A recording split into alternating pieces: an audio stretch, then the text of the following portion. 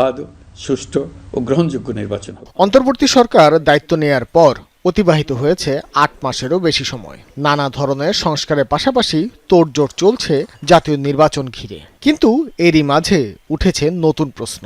বর্তমান আইন শৃঙ্খলা পরিস্থিতি নিয়ে আদৌ কি সম্ভব নির্বাচন আয়োজন? পুলিশের কর্মদক্ষতা নিয়ে বিভিন্ন রাজনৈতিক দলের মাঝে যখন নানান মত, তখন সাধারণ মানুষ বলছে রাজনৈতিক দলগুলোরই উচিত পুলিশের মনোবল বৃদ্ধিতে সাহায্য করা। সময়ের সাথে সাথে পুলিশ অবশ্যই তার মনোবল ফিরে পাবে বলে আশা বিভিন্ন শ্রেণী পেশার মানুষের। রাজনৈতিক দল বা বৃহত্তর সিভিল সোসাইটি বা অন্যান্য স্টেক হোল্ডাররা চায়, তাহলে আইন শৃঙ্খলা সিচুয়েশনটা মুহূর্তের মধ্যেই আমি মনে করি যে শুধরানো সম্ভব। পুলিশকে যে পরিমাণ মানুষ হেনস্থা করছে, আর পুলিশও এর আগে যে পরিমাণ আমাদের উপর করছে, স্টুডেন্ট বা জনতার উপর সরকারের ইয়াতে পড়ে আর কি।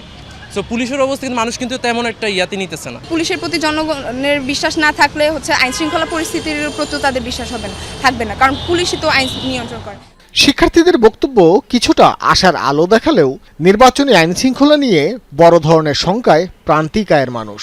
সেনাবাহিনী ছাড়া নির্বাচনী বৈতরণী পার হওয়া সম্ভব নয় বলেও জানান তারা।